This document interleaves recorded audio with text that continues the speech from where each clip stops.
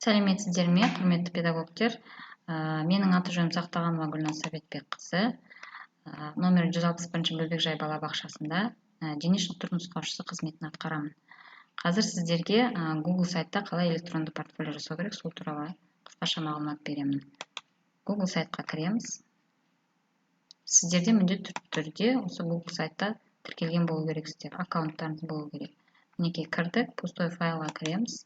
Өйткені біз жаңадан ашып жатырмыз. Заголовок страницаны өзгертеміз. Портфолиода қысқаша жаза салайын. Логотип. Мына жерге логотип загрузка жасасаңыздар болады.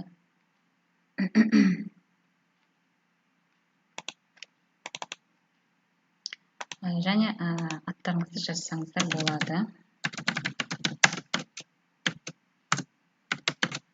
Келесі, мына жерде фон ауысады, бізде изменить изображение деп выбирать етеміз. Мына сайттың өзінің ұсынған суреттері бар. Және де ссылка бойынша, поиск бойынша альбомдарыңызда болса, және Google дискта болса таңдап ала бересіздер. Біреуін басасыздар, кез келген біреуін таңдаймыз. Тип заголовка дегеніміз, бұл біздің баннерлардың түрі, өзгертуге болады. Баннерді аламыз. Енді осы портфолионы бір бетте және беттерге бөліп жасауға болады. Қазір бір бетте жасаудың үлгісін көрсетемін. Текстовый полені басамыз. Осы жерге бөлімдердің атын жазуға болады. Бірінші мағлұматтар, қысқаша жазып өтейін. Мағлұматтар, яғни педагог туралы мағлұматтар. Мына жерде қарап алыңыздар, шрифттар өзгереді. Көлемін өзгертеміз. Және жирный қыламыз, курсив қыламыз, астын сызылған және түстерін өзгертуге болады. Ортасына, оң жақ, сол жағына қоюға болады. Фонын өзгерте аламыз. Ары қарай кеттік. Енді осы жерге біз документтерді тіркеу үшін не істейміз? Яғни бірінші педагогтар туралы мағлұматта біз әрине өзіміздің суретімізді саламыз.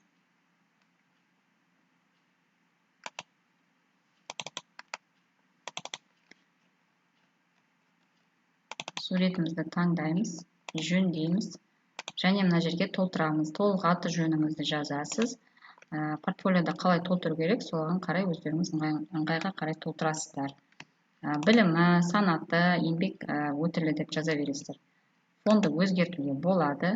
Тағы да мінекей таңдауға болады компьютерді, немесе осы сайттың дайын суреттерін ала берсеңіз болады.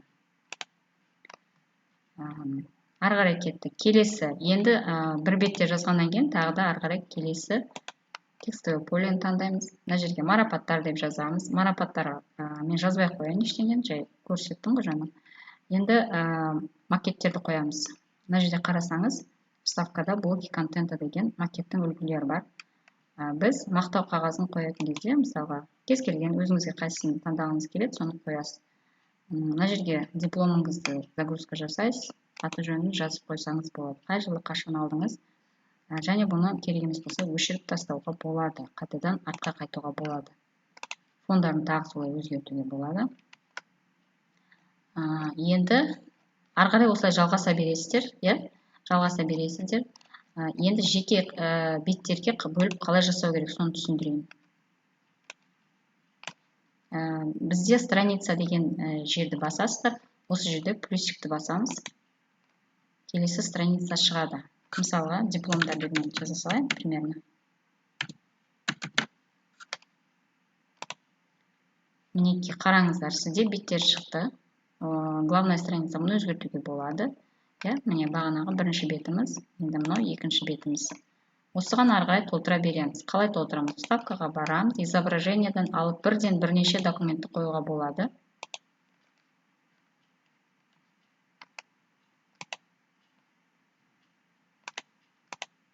Загрузить деп алайық. Бізде компьютерде тұр барлығы, мысалға. Төртеуін ала салайын. Одан да көп алсаңыз болады. Барлығын ала салсаңыз да болады. Сізде бірден автоматты түрде суреттеріңіз шығады. Немесе жаңағыдай макетпен таңдап алуға болады. Енді осылай страницаларды, беттерді плюсик қойып жасай